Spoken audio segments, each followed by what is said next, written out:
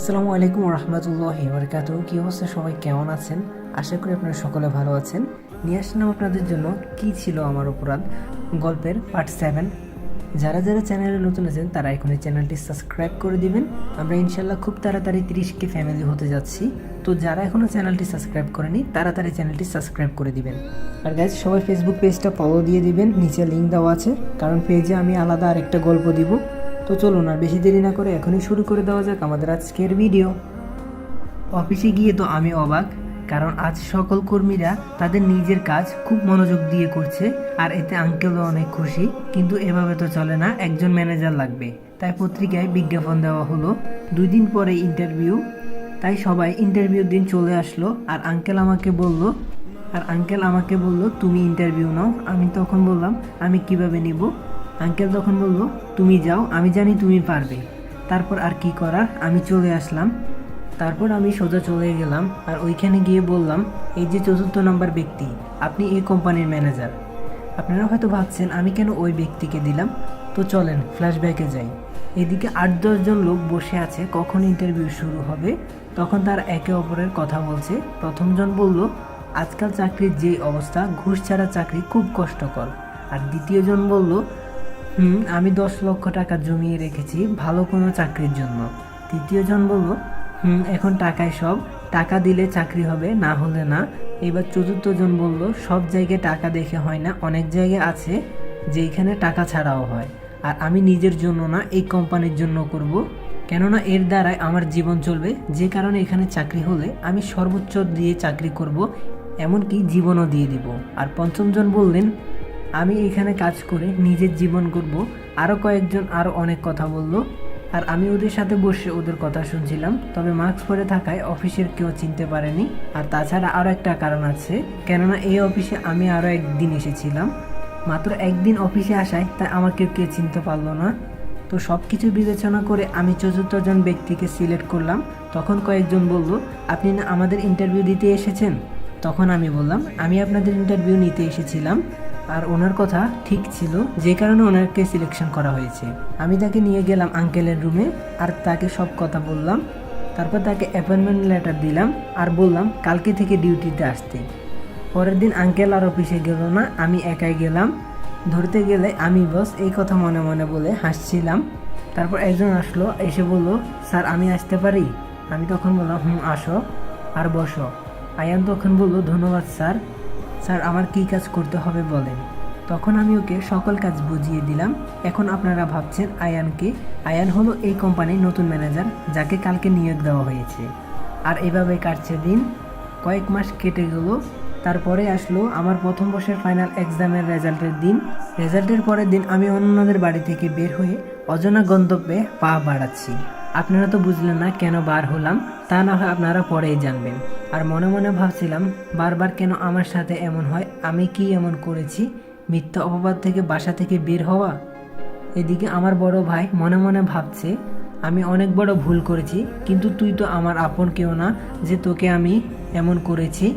আমি চাইনি এই সম্পত্তির অধিকারী অন্য কেউ একজন হোক, আমার এই বাপ ক্ষমার অযোগ্য। অন্যদিকে লাবণ্যী ভাবতে থাকলো সাজিদ আমি তোমাকে এখনও ভালোবাসি, কিন্তু কি করব বলো? তখন তো আমার আর কোনো কিছু করার ছিল না, আমার কোনো দোষ ছিল না। আপনাদের আমি অনেক আগে একটা কথা বলেছিলাম, আমাকে অনেক বড় হতে হবে, অনেক টাকা হবে আমার, কিন্তু এখন সেই সময় এসেছে। আচ্ছা চলুন অনন্যাদের বাসা থেকে চলে আসার কারণটা আপনাদেরকে দেখাই। আমি নতুন ম্যানেজারকে কাজ বুঝিয়ে দিয়ে বাসায় আসলাম। আজ শরীরটা অনেক ক্লান্ত, যেই কারণে বাসায় এসে ফ্রেশ হয়ে না খেয়ে শুয়ে পড়ি। সন্ধ্যায় ঘুম ভাঙলো, আর ফ্রেশ হয়ে আমি পড়তে বসলাম। পরের দিন অফিসে না গিয়ে কলেজে গেলাম। আর একটা কথা বলে রাখি, আমি যেদিন অফিসে যাই সেদিন আঙ্কেল যায় না। আমি কলেজে গিয়ে আড্ডা দিচ্ছিলাম, তখন একজন বলল আমরা সবাই কোনো এক জায়গা থেকে ঘুরে আসি। আমি অনন্যার দিকে তাকালাম, সে বলল যাবে, তাই আমিও বললাম কোন জায়গায় যাবি? সবাই বলল কক্সবাজার যাবে, তাই আমি কিছু বললাম না। যদি আমি কক্সবাজার অনেক জায়গায় চিনি, কিন্তু কিভাবে চিনি তা এখন বলবো না, আস্তে আস্তে জানতে পারবেন। তারপর কবে যাওয়া যায় তা ঠিক করতে লাগলাম। আমরা বেশ কয়েকজন, আমি, অনন্যা, লাকি, রাহাত, মেহেদি আরও আছে, এই 10 জন যাব। তাই সবাই মিলে সময় ঠিক করলাম 1 সপ্তাহ পরে যাব। সেই দিনের মতো ক্লাস করে বাসায় আসার সময় দেখলাম একটা ছোট মেয়ে, বয়স 10 থেকে 11 হবে, ফুল বিক্রি করছে। আমি তারপর মেয়েটার কাছে গেলাম, দেখলাম রজনীগন্ধা ফুল। মেয়েটি আমাকে দেখে বলল, ভাইজান ফুল নিয়ে যান, একদম টাটকা ফুল নিয়ে যান ভাইজান। তারপর আমি ওর কাছ থেকে কয়েকটা ফুল ছিল, কিন্তু ওর কাছ থেকে 5টা ফুল নিলাম। টাকা দেওয়ার সময় ওকে একটু বেশি করে দিলাম, তবে হ্যাঁ, অনন্যা আমার পাশেই ছিল। আর ফুলগুলো নেওয়ার কারণ হচ্ছে ফুলগুলো আমি অনন্যাকেই দিব। ফুলগুলো অনন্যাকে দিয়ে হাঁটতে লাগলাম, তখনই অনন্যা বলে উঠল, আচ্ছা ফুলগুলো নিলে কেন? সাজিদ তখন বলল, তোমার জন্য নিয়েছি, আর এটা তো তোমার প্রিয় ফুল। অনন্যা তখন বলল, এই 1 মিনিট, তুমি কিভাবে জানলে? সাজিদ তখন বলল, তোমার মনে আছে যেদিন তোমার বাসার ছাদে প্রথম যাই, সেদিন তুমি বলেছিলে তোমার প্রিয় ফুল রজনীগন্ধা, কিন্তু তোমার কাছে এই ফুল গাছটি ছিল না, কারণ এই ফুল গাছ যখনই তুমি লাগাও সেটা মারা যায়। অনন্যা আমার কথা শুনে হাসতে লাগলো। আমি তখন বুঝতে পারলাম ও ফুলগুলো পেয়ে অনেক খুশি হয়েছে, ওর মুখেই সেটা বোঝা যাচ্ছে। ওর সাথে কথা বলতে বলতে বাসায় চলে আসলাম। এরপর কয়েকদিন কলেজে গেলাম না, তাই আমি অফিসে গেলাম।